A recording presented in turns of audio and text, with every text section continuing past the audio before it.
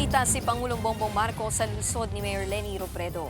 Nagmedyas pa ng pink ang Pangulo bilang pagpupugay raw sa dati niyang kalaban sa politika. At live mula sa Naga City, may express report si Ian Suyu. Ian, ito na nga ba yung sinasabi nilang uni-pink para sa 2028 elections?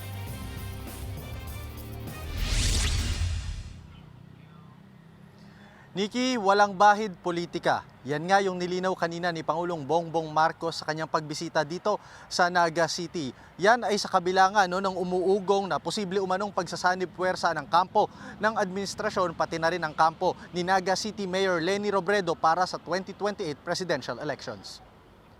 Mag-aalas 10 nga ng umaga kanina nang dumating si Pangulong Marcos sa Naga City.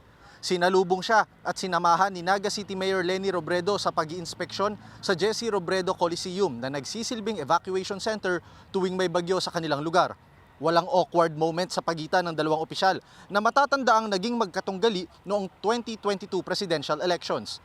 Binisita rin nila ang Sagop Creek na parte ng Oplan Kontrabaha na joint project ng national government pati na rin ng local government unit.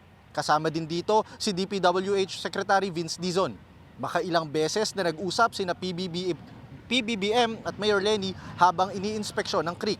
Ayon nga sa Pangulo, napili ang Naga City bilang pilot area ng Oplan Kontrabaha dahil sa mataas na tsansa ng pagbaha rito dahil rin malapit ito sa Bicol River Basin. Noong kasagsagan nga ng Bagyong Christine noong 2024, nakapagtala ang Naga City ng 700 millimeters na ulan. Sa loob lamang yan ng 24 na oras. Katambas niyan ay yung 2.5 buwan na ulan kaya't mas matindi ang naging pagbaha sa lungsod. Sa ngayon nakapagsagawa na ng initial na clearing at desilting operation sa lugar, partikular na sa mga creek gaya ng Sagop. Hindi naman maiwasang matanong si Pangulong Marcos kung nililigawan ba niya ang kampo ni Robredo para sa 2028 presidential elections. Ang sagot lang ng Pangulo, serbisyo muna bago politika. Narito ang kanyang pahayag. Alam mo, hindi namin pinag-uusapan yun. Alam mo, I think the mayor will agree with me na serbisyo muna bago politika. The most political thing that we did today, I wore my pink socks. My pink socks in honor of Mayor Leni. We're not going to discuss politics now. We are talking, what we are here for is to try and find solutions to this very important problem, very critical problem that we have not only here in Naga City. Nikki, isa-isa namang hiwalay na interview, sinabi ni Mayor Leni na wala silang napag-usapan, may kinalaman nga sa eleksyon. Ang focus lang daw niya sa ngayon ay ang mga proyekto sa kanilang lungsod. Narito ang pahayag ni Mayor Leni. Kasi ang pinunta naman dito ng Pangulo, ito. And bago pa pumutok yung mga usapin bago nung announcement ni VP Sara, nakaset na to.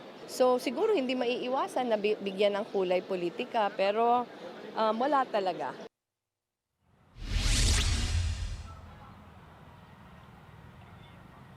Nikki, matapos nga nilang mag-inspeksyon dito sa Sagop Creek, ito yung nasa likuran ko, tumungo din sila sa Magaya-Gaya area naman kung saan meron ding creek na parte ng Oplan Kontrabaha. At nang makausap nga si Mayor Leni kanina, sinabi niya rin na ikinagulat niya nga daw dahil umaga pa lang nag-uusap na sila ni PBBM pero wala daw nabanggit tungkol doon sa pink na medyas kaya't nagulat siya nung ipinakita ito kanina ng Pangulo.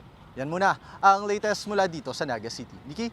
Ay, maraming salamat, Ian Suyu, live mula sa Naga City. Mga kapatid, Nikki de Guzman po. Para sa pasada ng mga rumaratsyadang balita, mag-follow at mag-subscribe na sa social media pages ng News 5.